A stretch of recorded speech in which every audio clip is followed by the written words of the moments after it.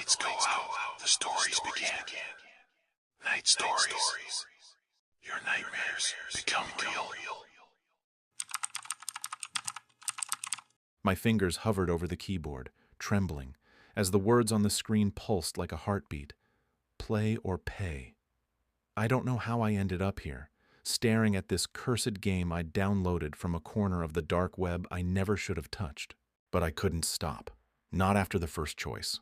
Not after the first person vanished. It started innocently enough, or at least as innocent as anything can be when you're digging through the underbelly of the internet. I wasn't looking for trouble, just chasing a high, something to break the monotony of my dead-end job and sleepless nights. I'd been browsing forums, the kind you need special software to access, where people trade whispers about things you can't find on the surface web. Most of it was noise, scams, pirated movies, creepy manifestos. But then I stumbled across a thread buried deep in a sub-forum, a single post with no replies. The subject line was blank, and the message was just a string of numbers and letters, a download link, and 3 words: choose wisely. Consequences. I should have closed the tab. I should have shut my laptop and gone to bed. But curiosity is a cruel thing, and I've never been good at letting go of a mystery. The file was small, just a few megabytes, labeled only game.x. No description, no instructions. I scanned it for viruses. Nothing. My antivirus didn't even flinch. So I clicked it. The screen flickered, and for a moment I thought my laptop had crashed. The room felt colder, the air heavier, like something was pressing down on me. Then the game loaded. It wasn't like any game I'd ever seen. No title screen, no menu, no options. Just a black void with white text in a jagged, uneven font. Make your choice. Below it were 2 buttons, each with a single word, left or right. That was it. No context, no story, no characters. Just a choice. I laughed under my breath, thinking it was some kind of minimalist art project or a prank. I moved my cursor over left and clicked. The screen went black again. Then, slowly, an image faded in. It was grainy, like a low-res webcam feed, but it made my stomach twist. A man sat in a chair, his hands bound behind him, a cloth gag stuffed in his mouth. His eyes were wide, bloodshot, darting around like he was searching for a way out. The room was bare, concrete walls stained with something dark. A single light bulb swung above him, casting shadows that seemed to crawl. Text appeared at the bottom of the screen. Who lives? Who dies? Below it, 2 more buttons. Spare or kill. My heart pounded in my chest. This wasn't a game. It couldn't be.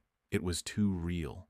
The sweat on the man's forehead, the muffled sounds of his breathing, the way his chest heaved against the ropes. I tried to close the program, but my keyboard wouldn't respond. Alt F4 did nothing. Ctrl-Alt-Delete was useless.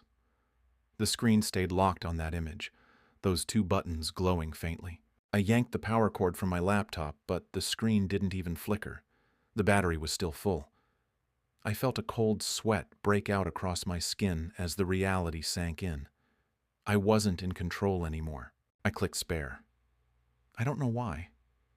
Maybe I thought it would end the game, or maybe I just couldn't bring myself to choose the other option. The screen went black again, and for a moment, I thought it was over. Then new text appeared. Choice accepted. Consequence delivered. The game closed itself, and my laptop powered down. I sat there, staring at the blank screen, my hands shaking. I told myself it was fake, just some sick joke with pre-recorded footage. But deep down, I knew something was wrong. The next morning, I woke up to a text from my coworker, Sarah. She was frantic, saying our friend Mike hadn't shown up to work and wasn't answering his phone. Mike was the kind of guy who was never late, never missed a shift. I tried calling him, but it went straight to voicemail. By the end of the day, his roommate had filed a missing persons report. The police found no trace of him. No phone, no wallet, no sign he'd ever left his apartment. It was like he'd been erased. I didn't connect it to the game at first. I told myself it was a coincidence. People go missing sometimes. But that night, I couldn't sleep. Every time I closed my eyes, I saw that man in the chair, his terrified eyes, the ropes cutting into his skin. I opened my laptop, half expecting the game to be gone, but the file was still there, sitting on my desktop like a tumor. I deleted it, emptied the recycle bin, and ran a deep clean on my hard drive. But when I restarted my laptop, there it was again. Game.exe. I didn't want to open it. I didn't want to know what came next. But something pulled me in, some sick need to understand what I'd gotten myself into. I clicked the file, and the screen filled with that same black void. This time, the text read, "You chose. Now choose again." The buttons were different, up or down. I hesitated, my finger hovering over the mouse. I didn't want to play, but I couldn't stop thinking about Mike. Was it connected? Was I losing my mind? I clicked up. The screen shifted to another grainy feed. This time, it was a woman. She was younger, maybe in her 20s, tied to a bed in a room that looked like it hadn't been touched in decades. The wallpaper peeled in long, curling strips, and the air was thick with dust. Her wrists were raw, bloody from struggling against the ropes. Her eyes were blindfolded, but I could hear her sobbing, low and guttural, through my laptop speakers. The same text appeared: "Who lives? Who dies? Spare or kill?" I felt sick. My hands were clammy, my pulse racing. I didn't know this woman, but the way she moved, the way her body shook, it was too real. I clicked spare again, praying it would end this nightmare. The screen went black, and the same message appeared: "Choice accepted. Consequence delivered." The game closed itself, and my laptop shut down again. The next day, Sarah didn't show up to work. I called her, texted her, even drove to her apartment. Her car was in the driveway, but no one answered the door. Her neighbors hadn't seen her since the night before. By evening, her family was posting on social media, begging for information. Just like Mike, she was gone. No trace, no explanation. I sat in my car outside her apartment, my hands gripping the steering wheel so hard my knuckles turned white. It wasn't a coincidence anymore. It couldn't be. I went home and opened the game again. I don't know why I kept going back. Maybe I thought I could undo it. Or maybe I was just too scared to stop. This time, the text was different. "You cannot escape your choices." The buttons were forward or back. I clicked forward, and the screen showed a man in a basement, chained to a pipe. His face was bruised, one eye swollen shut. Blood dripped from a cut on his lip, pooling on the concrete floor. The same question appeared: "Who lives? Who dies?" I clicked spare, but this time something changed. The man screamed, a raw animal sound that made my speakers crackle. The screen flickered, and for a split second I saw something else. A figure in the shadows, tall and thin, its face obscured. Then the game closed. The next day my boss was gone. No call, no email, no sign of him. His office was empty, his car still in the parking lot. I stopped going to work after that. I couldn't face it. Couldn't face the empty desks, the questions, the fear that I was next. I stayed in my apartment, curtains drawn, laptop open, staring at that cursed file. I tried to destroy it, smashed my hard drive, burned the pieces, but every time I got a new computer, the file reappeared. It was part of me now, like a disease. The game kept going. Every choice led to another video, another person tied up, beaten, terrified. I kept choosing spare, hoping it would stop, but it didn't. People kept disappearing. My neighbor, my cousin, a barista I saw every morning. Each time I told myself I'd stop, but I couldn't. The game wouldn't let me. It was in my head, in my dreams, whispering to me, even when the screen was off. Last night, I played again. This time, the video was different. It wasn't a stranger. It was my sister. She was tied to a chair in a room I didn't recognize, her face pale, her eyes pleading. The text read, "Choose wisely. You're running out of time." I screamed at the screen, begged it to stop, but the buttons were there.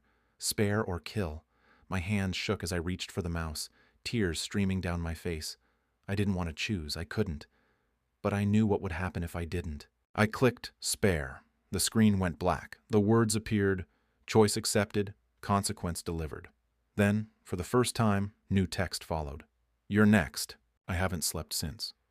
My phone is off. My doors are locked, but I can hear it. The game, running on my laptop even though I haven't touched it. The screen glows in the dark, and I can feel it watching me. I don't know what to do. I don't know how to stop it. But I know one thing. Every choice I make, someone disappears. And now, It's coming for me. The glow from my laptop screen felt alive, pulsing like a heartbeat in the suffocating darkness of my apartment. I hadn't left the house in days, maybe weeks. I'd lost track. The world outside my locked door felt unreal, like a memory I couldn't quite grasp. All I could think about was the game. That cursed file, Game X, sitting on my desktop, mocking me. I'd tried everything to get rid of it. New laptops, reformatting drives, even throwing my last computer into a dumpster behind a gas station. But it always came back. It was in my head, my blood, my bones.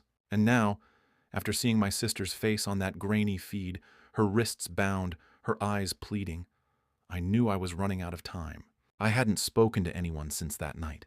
My phone was dead, the battery drained after I'd tried calling my sister over and over, only to get her voicemail. Her cheerful greeting, "Hey, it's Lisa, leave a message," felt like a knife twisting in my gut. I'd chosen spare just like I always did, but the game's final message burned in my mind. "You're next." I kept telling myself she was okay, that it was just a trick, but deep down, I knew better. The game didn't lie. Every choice I made took someone away, and now it had her. I sat on the floor, my back against the wall, staring at the laptop on my coffee table. The screen was dark, but I could feel it waiting, like a predator crouched in the shadows. I hadn't opened the game since I saw her, but it didn't matter. It was always there, whispering to me, tugging at my thoughts. I could hear the faint hum of the laptop's fan, even though I was sure I'd powered it off. My hands itched to touch the keyboard, to see what came next, but I was terrified of what I'd find. What if it was her again? What if it was me? The room was heavy with silence, broken only by the occasional creak of the building settling. My apartment felt wrong, like it wasn't mine anymore. The air was thick, stale, and every shadow seemed to move when I wasn't looking. I hadn't eaten in days, hadn't showered. My clothes clung to my skin, damp with sweat. I was unraveling, and the game knew it. It was breaking me, piece by piece. I don't know what made me do it. Maybe it was desperation, or maybe it was the game itself, pulling me back like a puppet on strings. I crawled to the coffee table, my hands shaking as I opened the laptop. The screen flickered to life, and there it was. Game X. I clicked it before I could stop myself, and the familiar black void filled the screen. The text appeared, colder this time, sharper. "You can't run. Choose." The buttons were stay or leave. My heart pounded so hard I thought it would burst. I didn't want to choose, but my hand moved on its own, hovering over the mouse. The room felt colder, the shadows deeper. I swore I heard something, a faint scrape, like nails on wood coming from behind me. I spun around, but there was nothing, just the empty corner of my living room. My eyes darted back to the screen. Stay or leave. I clicked stay. The screen shifted, and my breath caught in my throat. It was a live feed, grainy and flickering, but unmistakable. It was my apartment, my living room. The angle was wrong, too high, like the camera was perched in a corner of the ceiling. I could see myself, hunched over the laptop, my face pale and hollow in the screen's glow. My stomach churned as I realized what I was looking at. The game was watching me. It was here, in my home. Text appeared at the bottom. Who lives? Who dies? The buttons were the same, spare or kill. But this time, there was no one else in the frame. Just me. My own reflection stared back, my eyes wide, my hands trembling. I tried to move, to stand, to run, but my body wouldn't listen. It was like I was glued to the floor, my limbs heavy and useless. The scrape came again, louder this time, from somewhere in the hallway. My head snapped toward the sound, but the darkness swallowed everything beyond the laptop's light. I clicked spare, my finger moving on instinct. The screen went black, and for a moment, I thought it was over. Then the text appeared. Choice accepted. Consequence delivered. The laptop shut off, plunging the room into darkness. My heart pounded in my ears as I sat there, waiting, listening. The scrape came again, closer now, deliberate. It wasn't nails on wood. It was footsteps, slow, heavy, dragging. I stumbled to my feet, my legs weak, and fumbled for the light switch. The bulb flickered on, casting a weak yellow glow across the room. Nothing. The hallway was empty, but the air felt wrong, like it was pressing against my skin, thick with something I couldn't name. I grabbed a kitchen knife from the counter, my hand shaking so badly I nearly dropped it. I didn't know what I was looking for, but I knew something was coming. I checked every room, every closet, every corner. Nothing. No signs of a break-in, no footprints, no trace of anyone else. But I could still hear it, the faintest whisper like static, coming from my laptop. I approached it slowly, the knife clutched in my hand.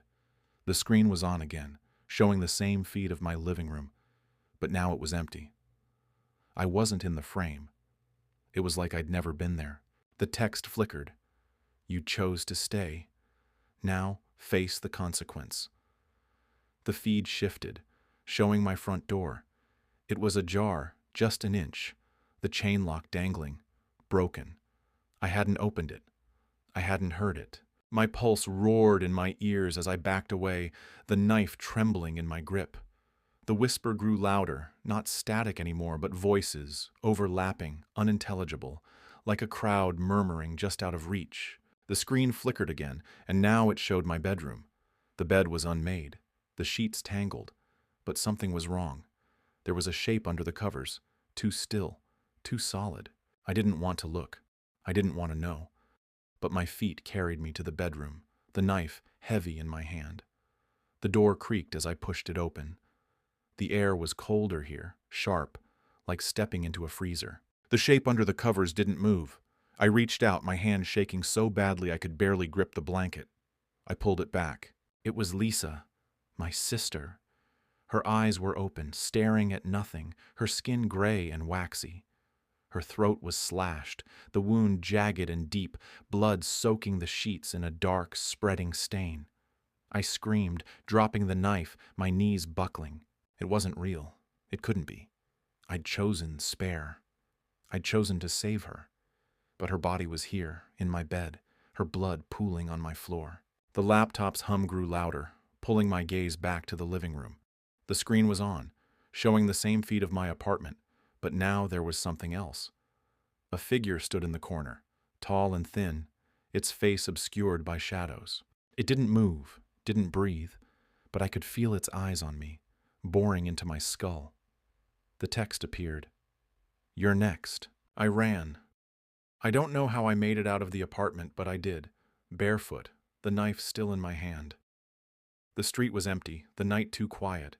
I kept running, my lungs burning, my mind screaming. I didn't know where I was going, only that I had to get away. But even as I ran, I could feel it, the game following me, its weight pressing down on my chest.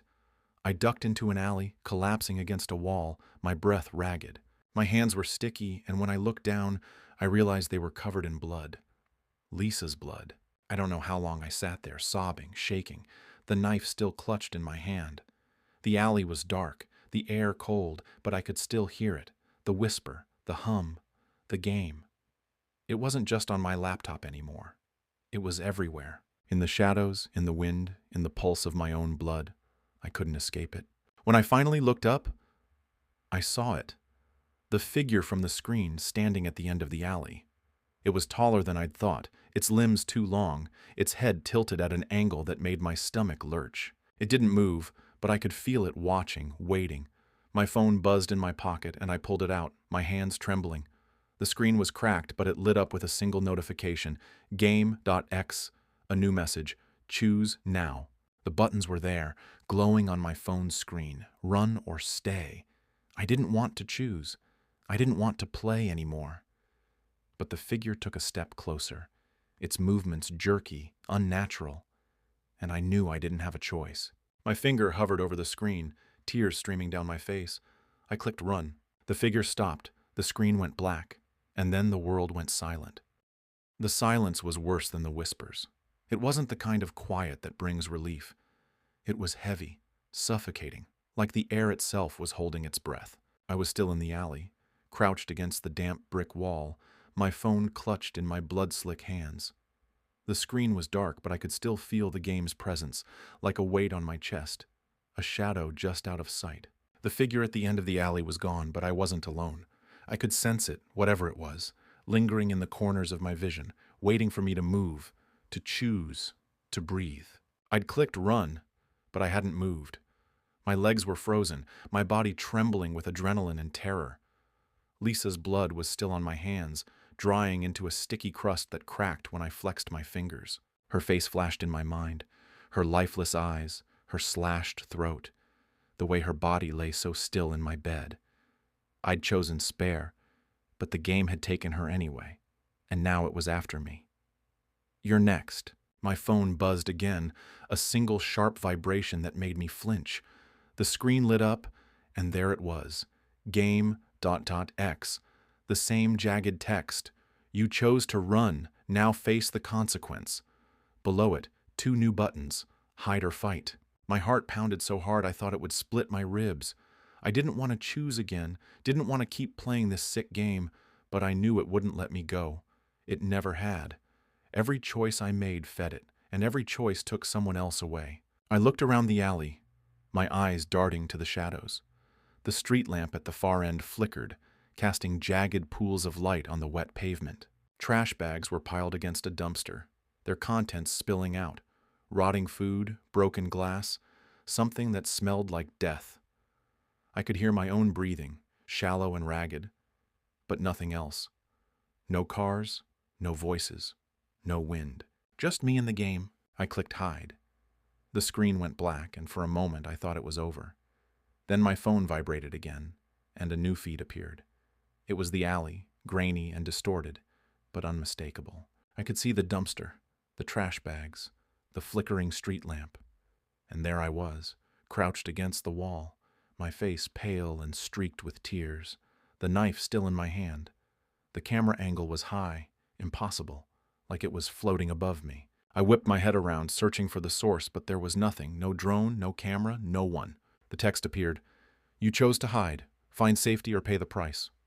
No buttons this time, just a timer counting down from 10 seconds. 10, 9, 8. My pulse roared in my ears as I scrambled to my feet, the knife slipping from my sweaty grip and clattering to the ground. I didn't know where to go, but I had to move. I stumbled toward the dumpster, shoving the trash bags aside, and crawled behind it, wedging myself into the narrow space between the metal and the wall. The stench was overwhelming, rotting meat and mildew, but I pressed myself deeper, my knees drawn up to my chest, my breath hitching. The timer hit 0. The screen flickered, and the feed changed. It was still the alley, but now it showed the dumpster from the outside. I could see the trash bags I'd moved, the knife lying on the pavement where I'd dropped it. But there was something else, a shadow moving at the edge of the frame, slow and deliberate, like it was stalking.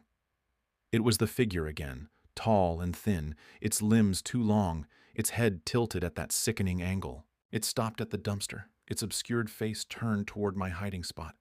I held my breath, my body shaking so badly I thought I'd give myself away. The figure didn't move. It just stood there, its head twitching slightly like it was listening. My phone vibrated again and I nearly screamed. The screen showed new text. "Stay silent or be found." The feed zoomed in, impossibly close, until I could see the rusted edge of the dumpster, the crack in the wall where I was hiding. I clamped a hand over my mouth, stifling a sob. My eyes locked on the screen. The figure took a step closer, its long fingers brushing the dumpster's edge. I could hear it now, a low, wet sound like breathing through a clogged throat. I don't know how long I stayed there, curled up in the filth, my heart hammering, my phone clutched to my chest. The figure didn't leave, but it didn't find me either. It just stood there, waiting, its shadow stretching across the alley like a stain. My phone buzzed again and I almost dropped it. The screen showed the alley again, but now the figure was gone. The text read, "You hid well. Now choose again." The buttons were back, run or fight. I didn't want to choose. I didn't want to keep playing. But I could feel the game tightening its grip, like a noose around my neck. If I didn't choose, it would choose for me. I clicked fight, my finger trembling so badly I could barely aim. The screen went black and the alley fell silent again. Then, from somewhere behind the dumpster, I heard it, a low, guttural laugh like something choking on its own blood. I scrambled out from my hiding spot, my hands scraping against the rough pavement. The knife was still there, glinting under the street lamp. I grabbed it, My fingers slick with sweat and Lisa's blood and backed away from the dumpster, my eyes scanning the shadows. The figure was there, at the end of the alley, its head tilted, its body unnaturally still. My phone buzzed again, and the screen showed the same feed, but now it was focused on me, my face pale and terrified, the knife shaking in my hand. The text appeared, "Fight or die." No buttons this time, just the feed and that thing staring at me. I gripped the knife tighter, my breath coming in short, sharp gasps. The figure took a step forward, its movements jerky, like a puppet with tangled strings. I could see its face now, or what should have been a face, just a smooth, featureless void, like a mask carved from shadow. My stomach lurched, bile rising in my throat. I wanted to run, but my legs wouldn't move. The game wouldn't let me. It took another step, and I swung the knife, slashing at the air. The blade caught nothing, but the figure stopped, its head twitching again. The phone buzzed, and the text changed. Strike true, or pay the price. The feed zoomed in on the figure, its void face filling the screen. I could hear that wet, choking sound again, louder now, like it was coming from inside my own head. I swung the knife again, screaming, my voice raw and desperate. The figure didn't flinch, but it didn't move either. It just watched, its head tilting further, impossibly far, until it looked like it would snap. I don't know how long we stood there. Me with the knife raised, it staring without eyes. My arm ached, my body trembling from the strain, but I couldn't lower the blade. If I did, I knew it would come for me. My phone buzzed again, and the screen showed a new feed, not the alley, but my apartment. The living room was empty, the laptop open on the coffee table, its screen glowing. The camera panned slowly, revealing my bedroom door, still ajar. It moved closer, showing the bed, the blood-soaked sheets, Lisa's body gone. In its place was something else. A shape, curled under the covers, too small to be human. The text appeared. "You fought. Now see the consequence." The feed zoomed in on the shape, and I realized it wasn't a shape at all. It was me. My own body, curled into a fetal position, my eyes open but unseeing, my throat slashed just like Lisa's. I screamed, dropping the phone, the knife clattering to the pavement. The figure was gone, but the alley felt smaller, the walls closing in. I could hear the whispers again, louder now, a chorus of voices chanting my name. I ran. I didn't know where I was going, only that I had to get away. The city blurred around me, the streets empty, the lights too bright. My phone kept buzzing, but I didn't look at it. I couldn't. I kept running until my lungs burned, until my legs gave out, and I collapsed in a park, the grass cold and wet beneath me. My phone lay beside me, its screen still glowing. I didn't want to look, but I couldn't stop myself. The feed was back, showing the park, showing me sprawled on the ground, my chest heaving. The text read, "You cannot win, you cannot hide, you cannot fight." Below it, one final button, end. I stared at it, my vision blurring with tears. The whispers were everywhere now, filling the air, my head, my soul. I could feel the figure behind me, its presence like a cold hand on my neck. I didn't turn around. I couldn't. My finger hovered over the screen, trembling as the world grew darker, the whispers louder. I clicked end. The screen went black. The whispers stopped. And then, nothing. Let me know which story is your favorite. Want a story on a specific topic? Let me know and I can write one.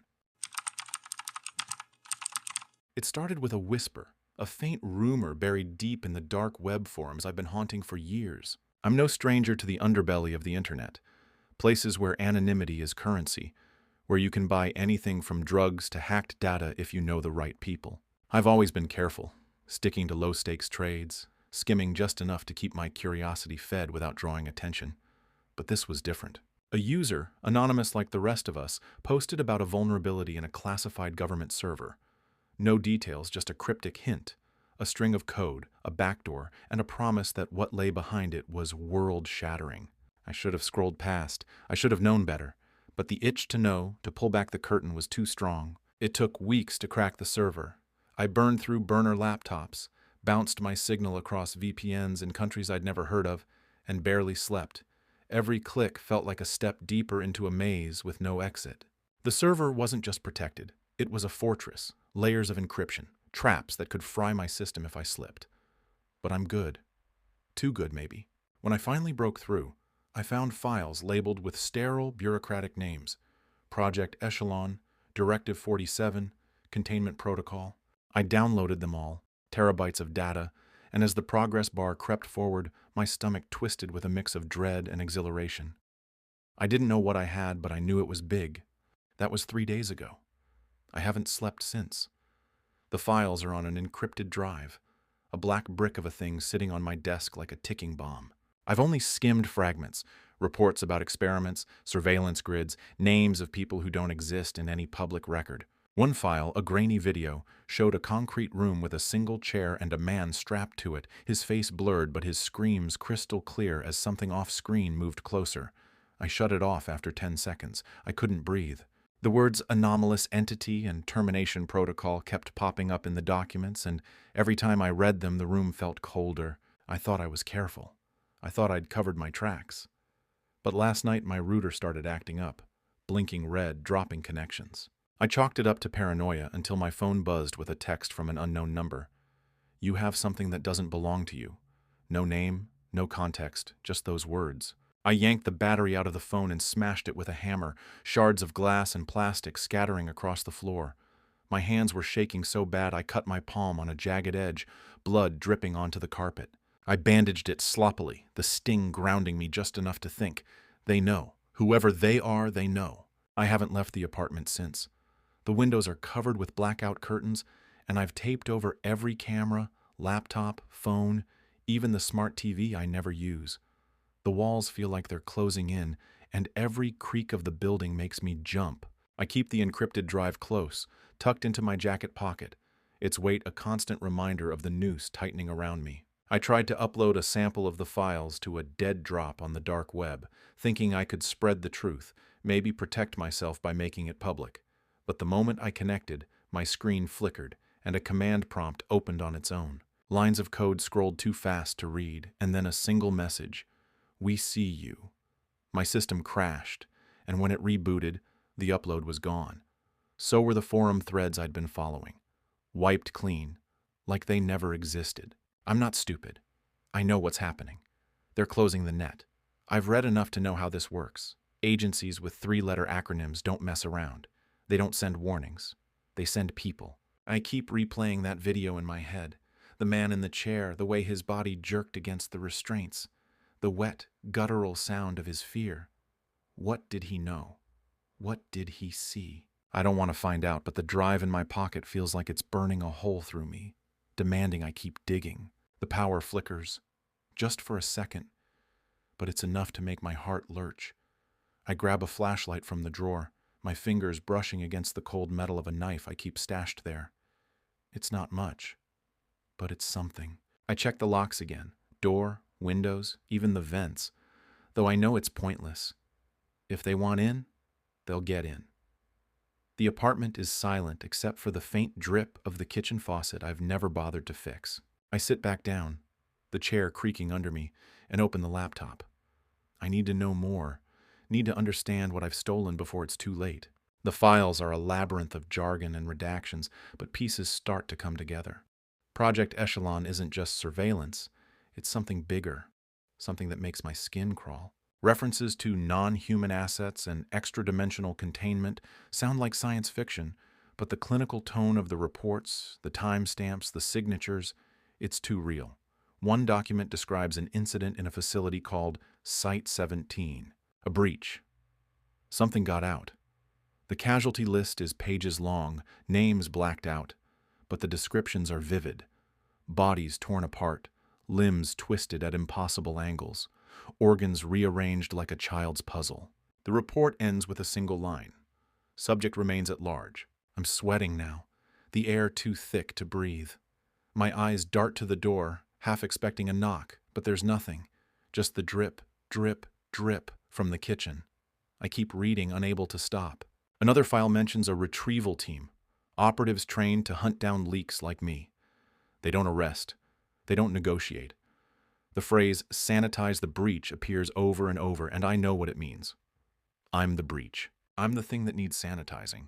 A noise outside, a car engine, too close. I freeze, listening as it idles, then cuts off. Footsteps, heavy and deliberate, crunch on the gravel below my window. My apartment's on the 3rd floor, but that doesn't make me feel safe. I creep to the window, peeling back a corner of the curtain just enough to peek out. A black SUV is parked across the street, no plates, no markings. 2 figures stand beside it, their faces obscured by hoods. One of them looks up, and I swear their eyes lock on my window. I drop the curtain, my heart hammering so loud I'm sure they can hear it. I stumble back to the desk, grabbing the knife and clutching it like a lifeline. The drive is still in my pocket, its weight heavier now, like it's anchoring me to this nightmare. I try to think, to plan, but my mind is a mess of static. Run? Where? Destroy the drive? They'd still come for me. I could try to go deeper into the dark web, find someone to take the files off my hands, but the last attempt nearly got me caught. I'm trapped, a rat in a cage, and the walls are closing in. The lights flicker again, longer this time. When they come back on, my laptop screen is different. The file I was reading is gone, replaced by a live feed. It's my apartment, my living room. The camera angle is high, like it's coming from the corner where the ceiling meets the wall. I whip around, scanning the room, but there's nothing. No camera, no device, just the peeling paint and the clutter of my life. On the screen, I see myself, hunched and pale, staring at the laptop, the knife glinting in my hand. The feed zooms in, slow and deliberate, until my face fills the screen, my eyes wide with terror. Then the screen goes black, and a new message appears in stark white text. You can't hide. I slam the laptop shut, my breath coming in ragged gasps. The knife slips from my hand, clattering to the floor, and I don't bother picking it up. The drip from the faucet is louder now, insistent, like it's trying to tell me something. I stumble to the kitchen, my bare feet cold against the linoleum, and twist the handle until the dripping stops. But it doesn't stop. The sound keeps going, steady and rhythmic, coming from somewhere else now, behind the walls, under the floor, everywhere and nowhere. I back away, my eyes darting to the door. The footsteps outside are gone, but the silence is worse. It's too quiet, like the world is holding its breath. I grab the encrypted drive from my pocket, my hands slick with sweat, and clutch it so hard my knuckles turn white. I don't know what's on it, not really, but it's my only leverage, my only chance. If I can get it out, get it to someone who can use it, maybe I can... A knock at the door. Slow, deliberate, 3 sharp raps that echo like gunshots. My blood turns to ice. I don't move, don't breathe. The knock comes again, heavier this time, and a voice follows. Low, calm, almost polite. Open the door. We just want to talk. I know better. I know what happens if I open that door. The drive is burning in my hand, the weight of it pulling me down, and I realize I've made a terrible mistake. They're here. They've always been here, and they're not going to stop. The knock comes again, slower this time, each thud vibrating through the walls of my apartment like a pulse. I'm frozen, the encrypted drive clutched in my fist, its edges digging into my palm. The voice outside the door doesn't speak again, but the silence is worse. It's heavy, expectant, like the air before a storm breaks. My eyes dart to the laptop, its screen still black from when I slammed it shut. The knife lies useless on the floor, glinting faintly in the dim light. I don't pick it up. It wouldn't help. I back away from the door, my bare feet sticking to the cold linoleum. The dripping sound is back, louder now, not from the faucet but from somewhere deeper, under the floorboards maybe, or inside the walls. It's not water. It can't be. It's too rhythmic, too deliberate, like fingers tapping out a code. My chest tightens and I force myself to breathe, shallow and quiet, as if they can hear me through the door. Maybe they can. I stumble to the kitchen, grabbing a glass from the sink, my hands shaking so badly I nearly drop it. I need to think, to move, to do something. But my mind is a tangle of panic and half-formed plans. The drive is still in my hand, its weight a constant reminder of the hole I've dug for myself. I stole their secrets, government files, experiments, things no one was meant to see. And now they're here to take them back. Or worse. I set the glass down and creep to the window, peeling back the curtain just a fraction. The black SUV is still there, parked under a streetlight that flickers like it's on its last legs. The 2 figures are gone, but the vehicle's presence feels alive, like it's watching me. I let the curtain fall and turn back to the apartment, my eyes scanning the corners, the shadows, the places where the light doesn't quite reach. That live feed on my laptop? How did they get a camera in here?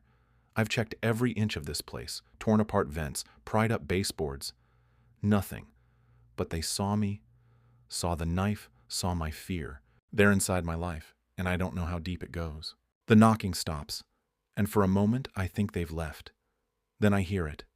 A faint scrape, metal on metal coming from the door. They're picking the lock. My heart lurches, and I grab the encrypted drive, shoving it into the waistband of my jeans. I need to move, now. The apartment's too small, too exposed, but I've got a plan, or at least the ghost of one. There's a fire escape outside the bedroom window, rusted and rickety, but it's my only shot. I snatch a backpack from the closet, stuffing in the laptop, a hoodie, and the knife. My hands are slick with sweat, and the blade nicks my finger, a bead of blood welling up. I don't stop to wipe it away. The scraping at the door stops, and there's a soft click, the lock giving way. I bolt for the bedroom, my socks sliding on the floor. The window is stuck, swollen with years of neglect, and I curse under my breath as I yank at it. It groans open just as the front door creaks, a slow, deliberate sound that makes my skin crawl. Heavy footsteps follow, measured and unhurried, like they know I'm trapped. I don't look back. I climb onto the fire escape, the metal cold and sharp under my hands, and pull the window shut behind me. It won't stop them, but it might buy me seconds. The fire escape sways as I descend, the bolts creaking ominously. I'm 3 stories up, and the alley below is a black void, littered with trash and broken glass. The air smells of damp concrete and something sour, like rotting food. I move as fast as I dare, my breath fogging in the night air. Halfway down, I hear the window above me slide open. A shadow leans out, featureless against the dim light of my apartment. They don't call out, don't shout. They just watch, and that's worse. I hit the ground hard, my ankles jarring, and sprint toward the mouth of the alley. The street beyond is empty, the SUV still parked where I saw it, its engine off but its presence looming. I duck behind a dumpster, my heart pounding so loud I'm sure they can hear it. The drive presses against my skin, a cold reminder of why I'm running. I need to get somewhere safe, somewhere I can think. There's a 24-hour diner a few blocks away, always packed with late-night drunks and insomniacs. If I can blend in, maybe I can buy time to figure out my next move. I stick to the shadows, moving through alleys and side streets, my backpack bouncing against my spine. Every sound, a car horn, a distant siren, makes me flinch. The city feels alive in a way it never has before, like it's watching me, reporting my every step. I keep my head down, pulling the hoodie over my face. The diner's neon sign glows ahead, a beacon in the dark, and I slip inside, the bell above the door jingling too loudly. The place smells of grease and coffee, and the hum of conversation is a small comfort. I slide into a booth in the corner, keeping my back to the wall, my eyes on the door. The waitress, a tired woman with dyed red hair, drops a menu in front of me. I order coffee, my voice hoarse, and she doesn't ask questions. I pull out the laptop, keeping it low on the table, and boot it up. The screen flickers, and for a moment I'm afraid it's been compromised again. But it loads normally, and I connect to the diner's Wi-Fi using a VPN to mask my location. I need to know more about what I've stolen.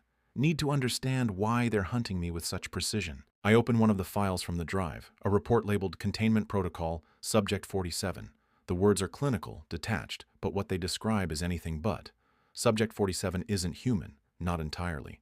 The report details biological anomalies, a body that shifts and reforms, limbs that stretch and twist in ways that defy physics. There's a photo, grainy and overexposed, but it shows something in a cell, its shape blurred like it's moving too fast for the camera. The eyes, though, black, bottomless, locked on the lens, burn into me. I scroll down, my stomach churning. The report mentions psychic residue and mimetic contamination, terms I don't fully understand, but that make my skin prickle. The final line is a directive. All unauthorized personnel exposed to Subject 47 must be terminated to prevent spread. I close the file, my hands trembling. The coffee arrives, and I grip the mug to steady myself, the heat burning my palms. The diner's noise fades to a dull roar, and I feel eyes on me. Not the waitress, not the other customers, but something else. I glance around, but no one's watching. Just paranoia, I tell myself, but it doesn't feel like it. The drive feels heavier now, like it's pulling me towards something I can't escape. A man slides into the booth across from me. He's ordinary. Gray suit, thinning hair, a face you'd forget in a second. But his eyes are wrong, too steady, too focused. He doesn't smile, doesn't speak, just sets a small device on the table. It's sleek, black, no bigger than a phone with a single red light blinking. My mouth goes dry. "You've been busy," he says, his voice flat like he's reading from a script. "Give me the drive, and this can end quietly." I don't move. Don't breathe. The knife is in my backpack, but it's useless here, in a crowded diner with eyes everywhere. I glance at the door, calculating the distance, but he leans forward, his hand resting on the device. "Don't," he says. "You won't make it." I force my voice to stay steady. "What's on it? What's worth all this?" He doesn't answer, just tilts his head, like he's listening to something I can't hear. The red light on the device blinks faster, and a low hum fills the air, barely audible but growing. My vision blurs at the edges, and the diner's lights seem to dim. The other customers don't notice. They're eating, talking, lost in their own worlds.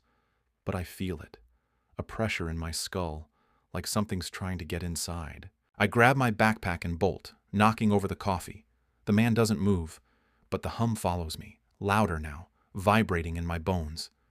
I burst out of the diner, the bell clanging, and run into the night.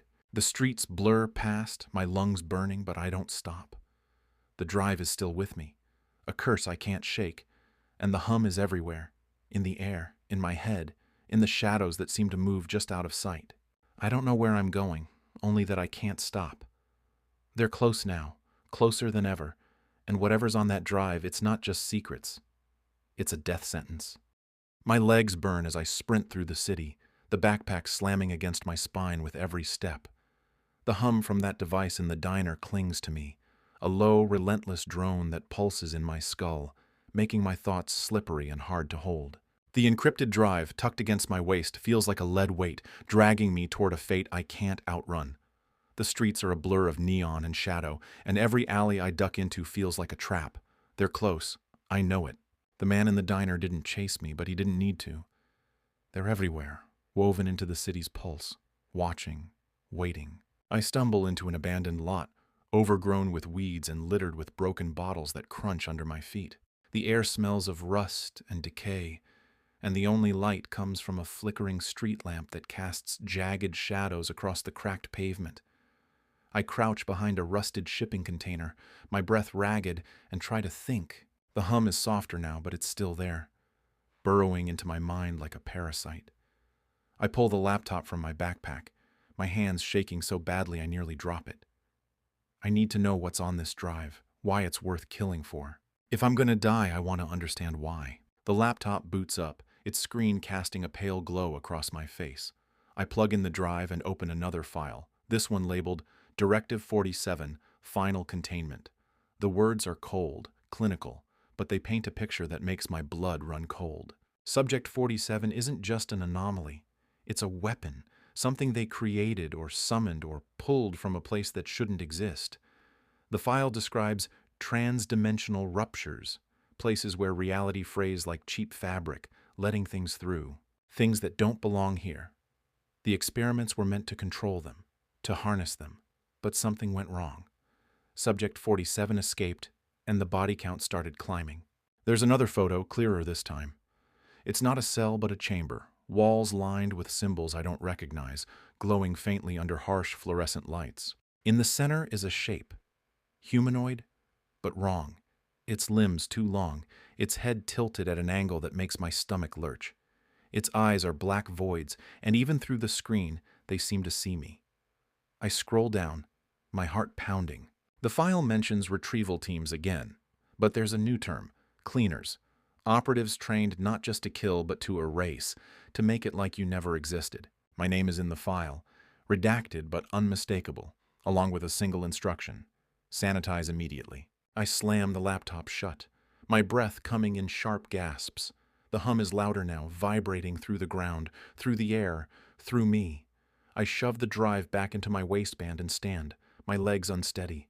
The lot is too open, too exposed. I need to move, but where? There's nowhere left to run. The city feels like a cage, every street a dead end. I sling the backpack over my shoulder and start toward the far end of the lot, sticking to the shadows. That's when I hear it, a low guttural sound, not human, not animal, coming from the darkness ahead. I freeze, my hand instinctively reaching for the knife in my backpack. The sound comes again, closer, like something dragging itself across the ground. The street lamp flickers, and for a moment, I see it. A shape in the shadows, too tall, too thin, moving in a way that defies logic. Its limbs bend backward, joints cracking with each step, and its head tilts, those black eyes locking onto me. I stumble back, my foot catching on a piece of rebar, and fall hard, the knife skittering across the pavement. The thing doesn't rush. It doesn't need to. It moves with a sickening grace, like it knows I can't escape. I scramble to my feet, my heart hammering, and run. The lot blurs past, but the thing is behind me, its footsteps uneven, wet, like it's leaving something behind with every step. I don't look back. I can't. The hum is deafening now, drowning out my thoughts, and the air feels thick, like I'm running through water. I burst onto a side street, my lungs burning, and duck into an abandoned warehouse, its windows boarded up, the door hanging off its hinges. I slip inside, the darkness swallowing me, and press myself against the wall, trying to quiet my breathing. The warehouse smells of mildew and something sharper like blood.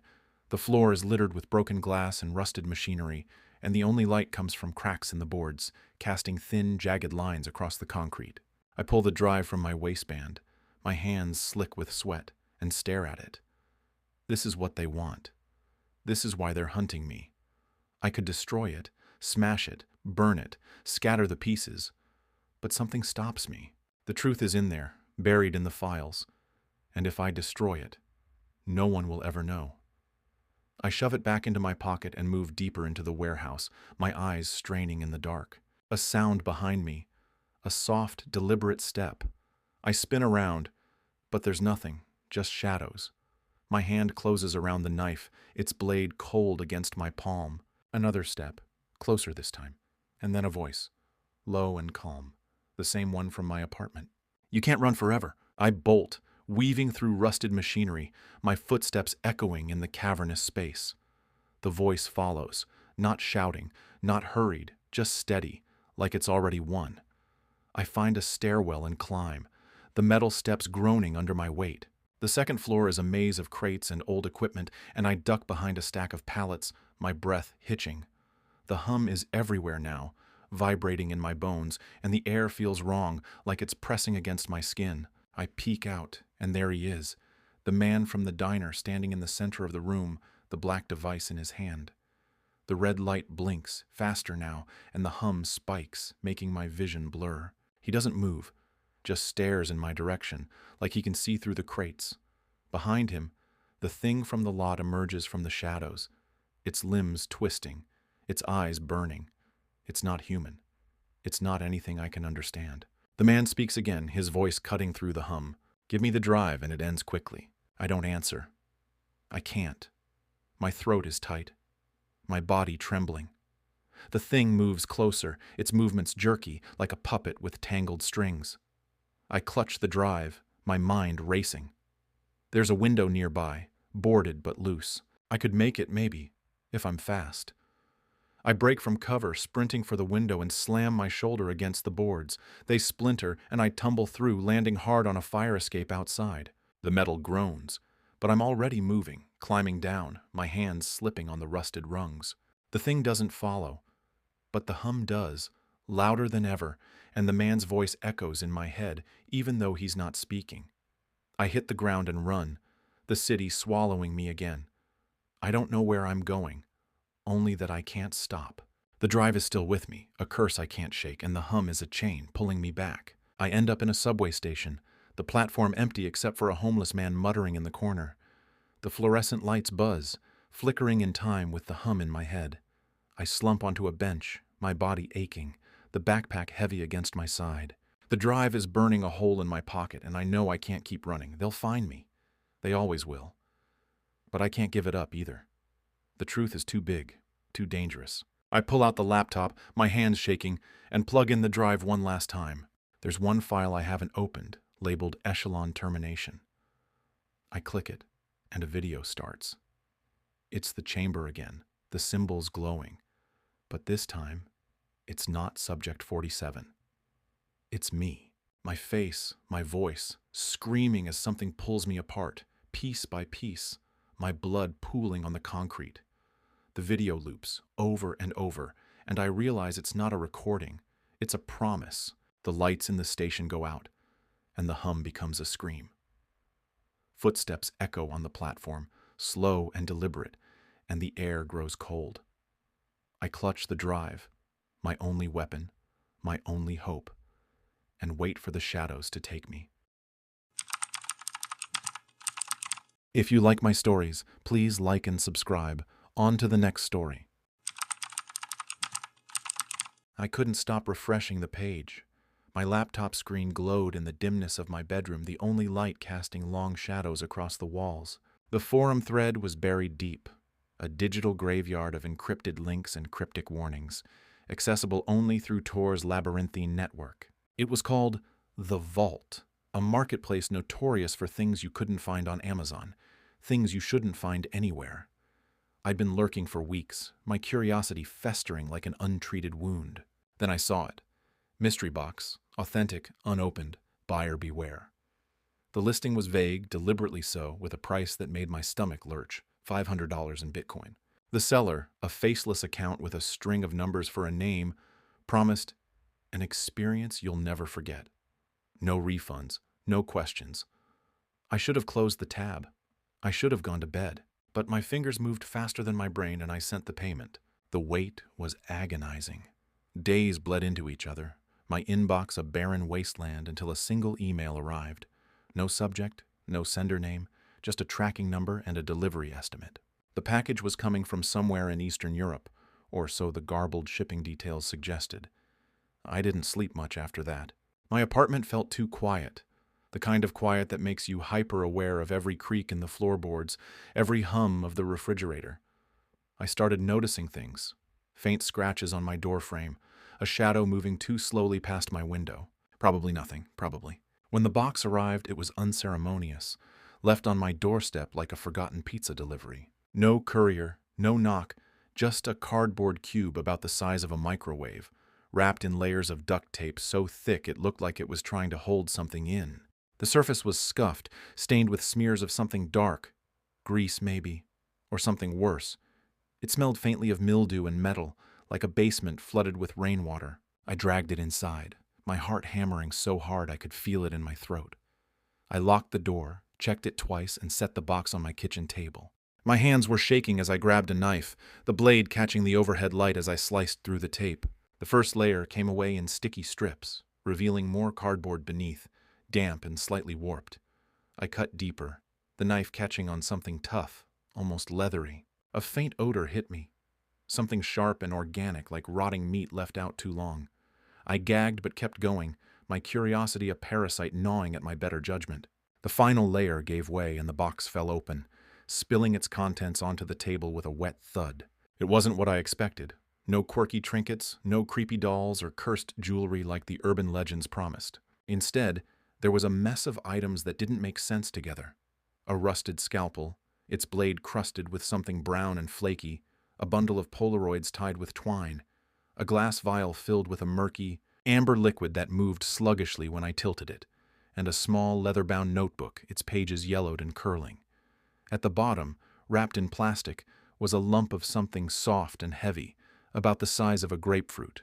I didn't touch that yet. I couldn't. The Polaroids were the first thing I reached for, my hands trembling as I untied the twine.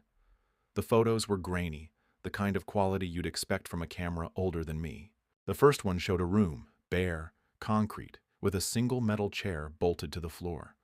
A stain spread across the wall behind it, dark and uneven like spilled ink. The next photo was worse. A person sat in the chair, their face blurred out, not by editing but by something physical, like a smear of grease or blood across the lens. Their wrists were bound with wire, the skin raw and split where it dug in. I flipped to the next one and my stomach twisted. The same room, the same chair, but now the person was slumped forward, their head hanging at an unnatural angle, a pool of something dark spreading beneath them. I dropped the stack, my breath coming in short, sharp gasps. There were more photos, but I couldn't look. Not yet. The notebook was next. Its cover was soft, almost oily, and it left a faint residue on my fingers. I opened it, half expecting cryptic codes or occult symbols, but the pages were filled with handwriting, neat, precise, like a doctor's notes. The entries were in English, but the language was clinical, detached, describing procedures and subjects. One page detailed a surgery, the words so vivid I could almost hear the scalpel scraping bone, incision made along the sternum, tissue parted with minimal resistance. Subject vocalized briefly before sedation took effect. Organ retrieval completed in 47 minutes. My eyes snagged on a phrase. Specimen stored for transport. I glanced at the plastic-wrapped lump on the table, my mouth dry. I told myself to stop, to burn the box, call the police, do anything but keep going. But my hands moved on their own, reaching for the vial. It was heavier than it looked, the glass cold against my skin. The liquid inside swirled, tiny flecks of something solid catching the light. I held it up, squinting, and saw what looked like a small, pale shape suspended in the murk. A tooth, maybe, or a fragment of bone. I set it down too fast, the glass clinking against the table. My gaze drifted to the lump in the plastic wrap. I didn't want to know what it was, but I needed to. The plastic was slick, sealed tight with tape, and I had to use the scalpel to cut it open. The blade slipped, nicking my thumb, and a bead of blood welled up, bright against the dull metal. The plastic fell away, revealing a mass of tissue, grayish, glistening, like raw meat left out too long. It was roughly spherical but uneven, with strange protrusions that looked almost like tiny malformed fingers. The smell hit me hard, a mix of formaldehyde and decay, so strong I had to turn my head to breathe. I prodded it with the scalpel, and it quivered, not like jelly, but like something alive, something that could feel the blade. I stumbled back, knocking over a chair, my heart pounding so loud it drowned out the hum of the fridge. I don't know how long I stood there staring at the thing on my table. The apartment was too quiet again, but now it felt wrong, like the silence was watching me. I grabbed my phone thinking I'd call someone, anyone, but who would believe this? The police? They'd think I was crazy or worse, that I'd done something to get this thing.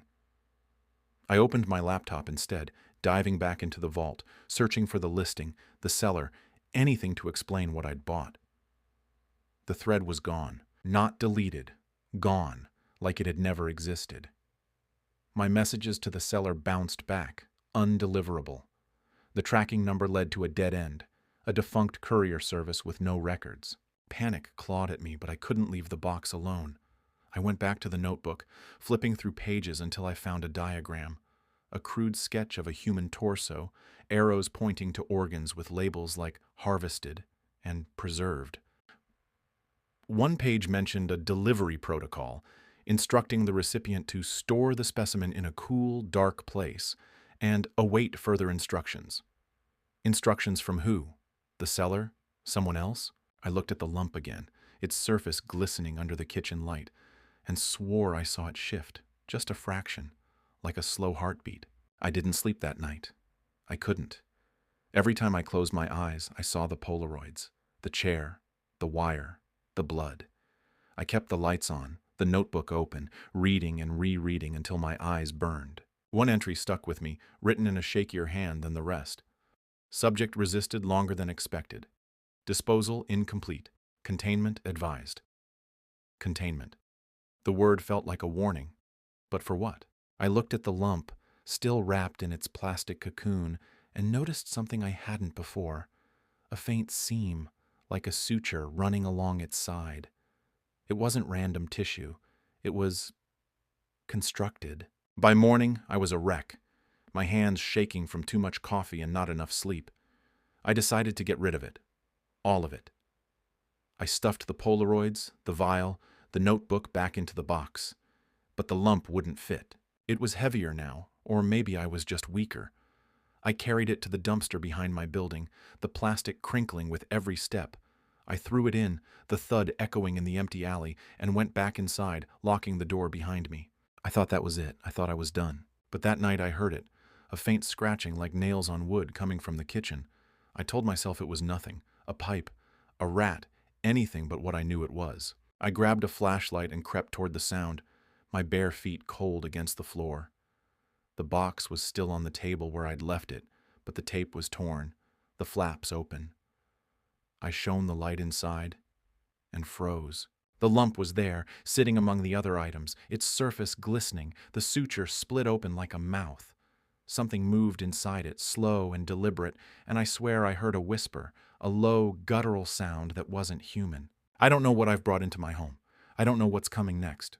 But I can't stop now. I need to know what it is, what it wants. And I'm terrified I'll find out. The whisper lingered in my ears, a sound that wasn't just sound but a presence, like fingers brushing the back of my neck. I stood frozen in the kitchen, the flashlight trembling in my grip, its beam slicing through the dark to illuminate the box. The lump inside glistened, its sutured seam gaping wider now, revealing a darkness within that seemed to swallow the light. I wanted to run, to bolt out of my apartment and never look back, but my feet were rooted, my body betraying me as if it knew something I didn't. The air was thick, heavy with that same rancid smell, formaldehyde and rot, now laced with something sweeter, almost cloying, like overripe fruit. I forced myself to step closer, the floor creaking under my weight. The lump quivered again, a slow, deliberate movement, like a muscle flexing beneath skin. I reached for the scalpel, still lying on the table, its rusted blade flecked with my dried blood from the night before. My thumb throbbed where I'd cut it, the wound hot and pulsing, unnatural for such a small nick. I held the scalpel like a lifeline, though I wasn't sure if I meant to defend myself or dissect whatever this thing was. The whisper came again, sharper this time, a syllable that might have been a word but dissolved into static before I could make sense of it. I don't know why I didn't call for help. Maybe it was shame, the fear of admitting I'd bought something so vile from a place like the vault.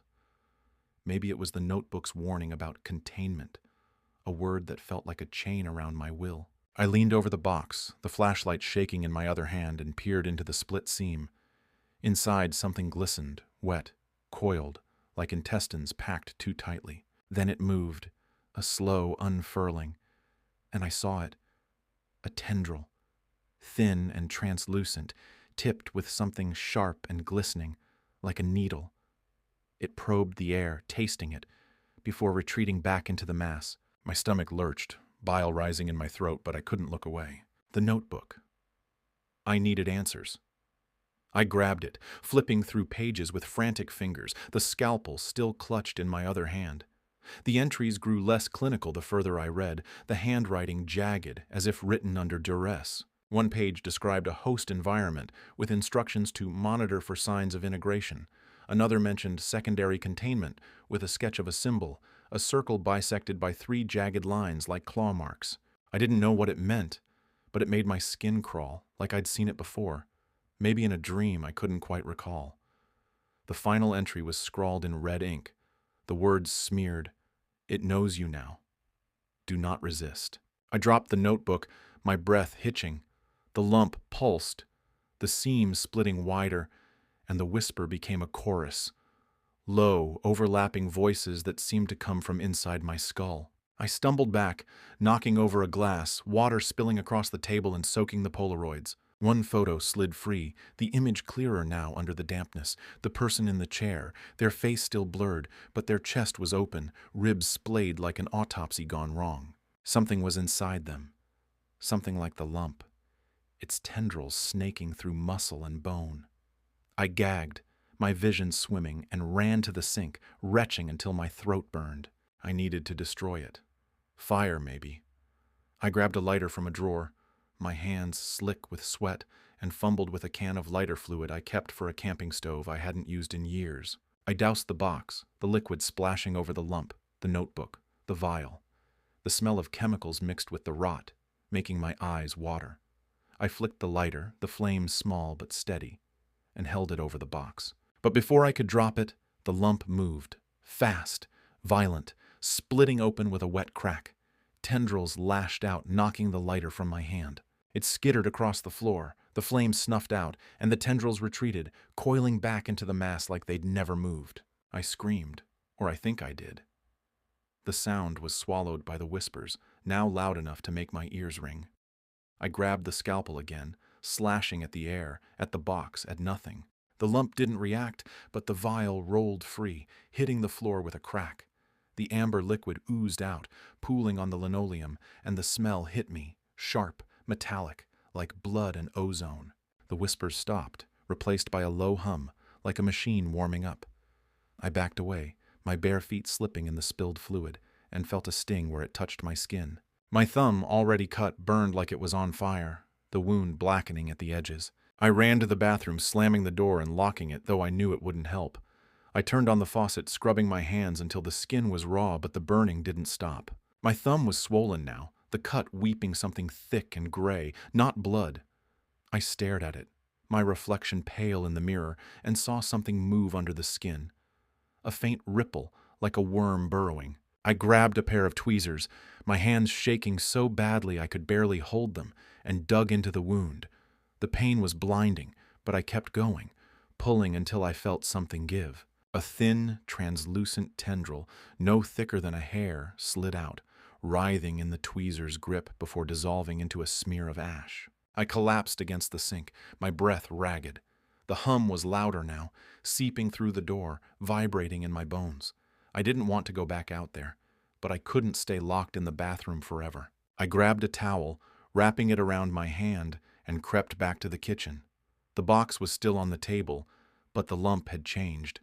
It was larger, its surface slicker, the seam now a jagged tear that pulsed with every hum. The spilled fluid on the floor had spread, forming a pattern.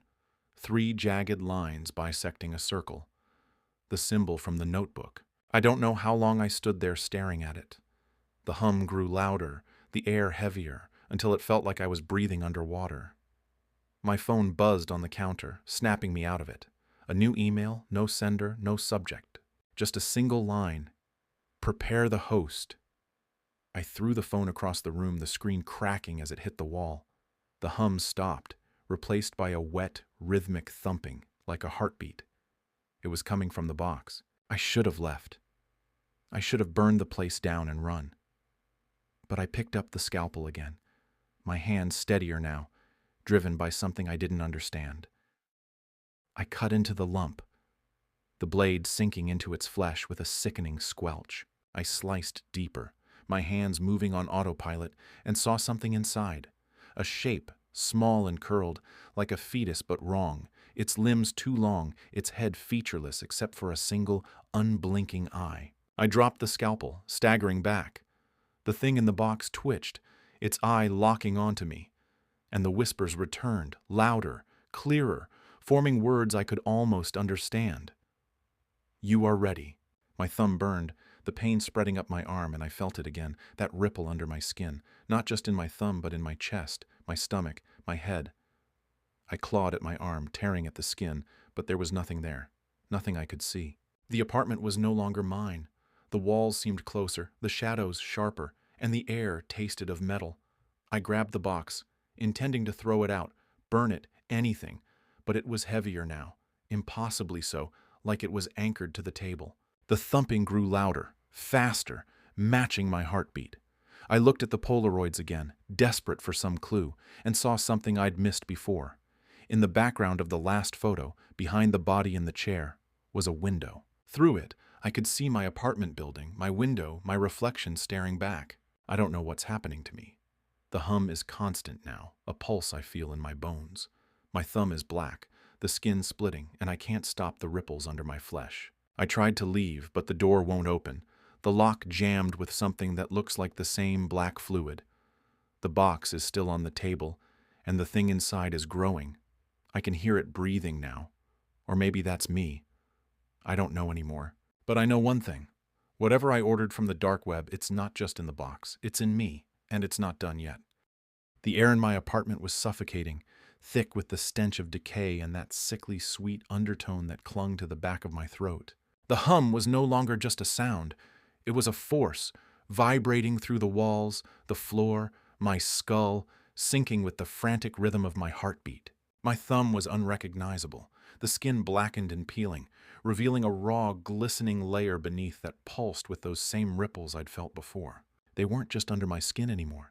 They were in my veins, my muscles, crawling through me like roots spreading through soil.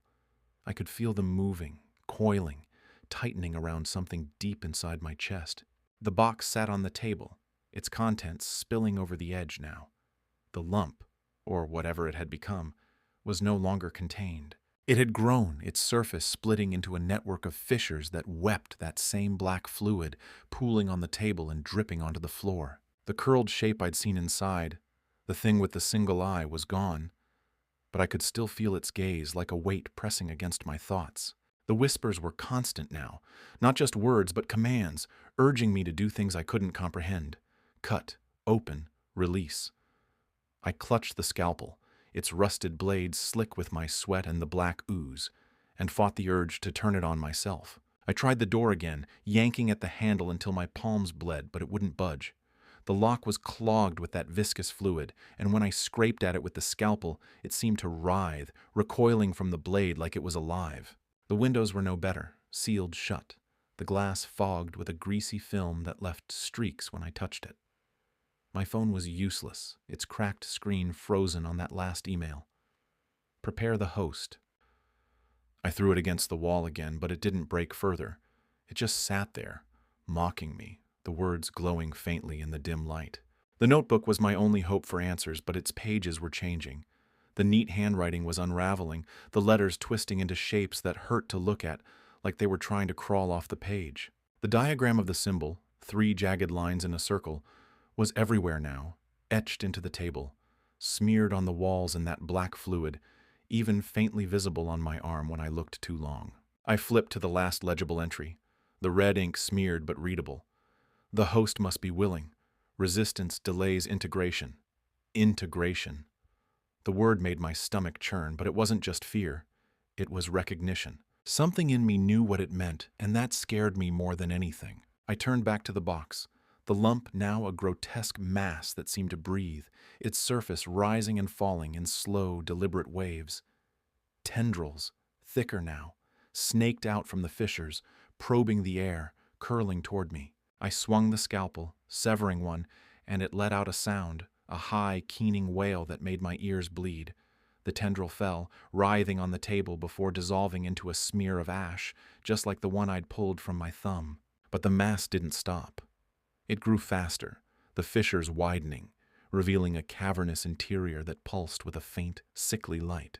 Inside I saw shapes, limbs, faces, eyes, all wrong, all moving, as if the thing was a living archive of whatever it had consumed. I couldn't take it anymore. I grabbed the lighter fluid again, pouring what was left over the mass, the table, the notebook. The smell was overwhelming, chemical and organic, and I gagged as I flicked the lighter. This time, I didn't hesitate. I dropped it, and the flames roared to life, blue and hungry, licking at the mass.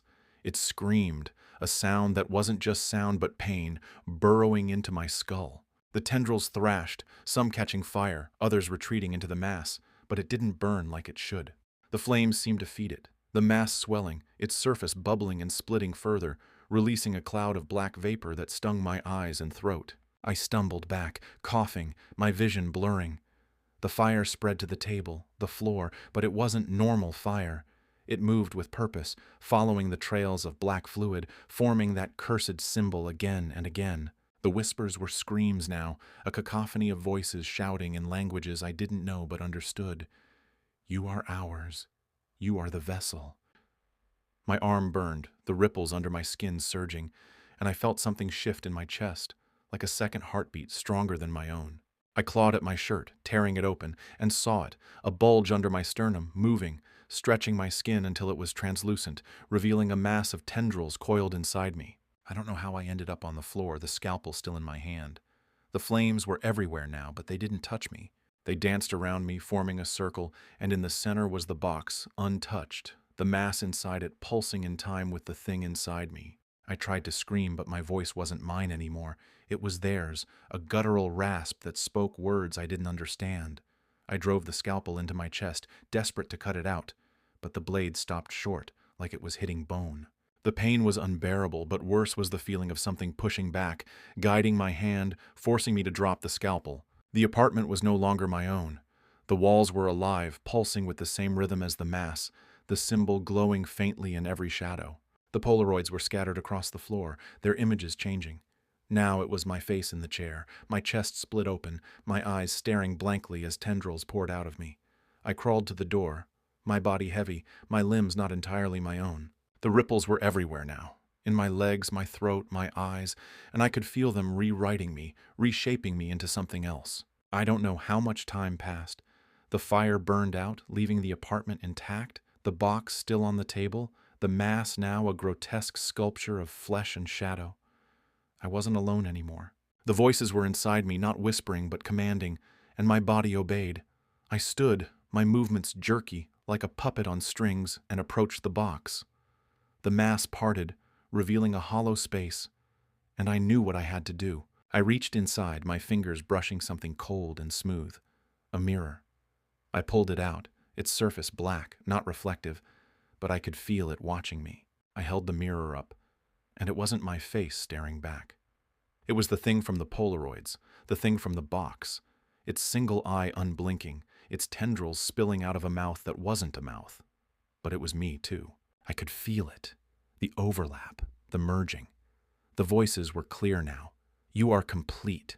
My chest split open, not with pain but with release, and the tendrils poured out, merging with the mass on the table. I didn't fight it. I couldn't. I wasn't just the host. I was the thing, or it was me, and the distinction didn't matter anymore. The apartment is quiet now, but it's not empty. The box is gone, or maybe it's everywhere, its contents woven into the walls, the air, my body. I don't leave because there's nowhere to go.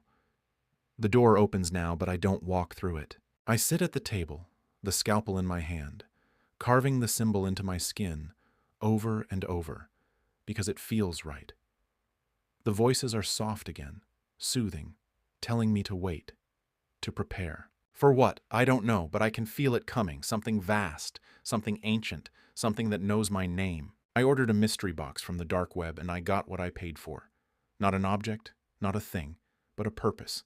I am the vessel, the bridge, the door, and soon it will open. Thank you for listening. Hope I didn't scare you too much. If you like my stories, please consider giving me a like and subscribe. See you next time.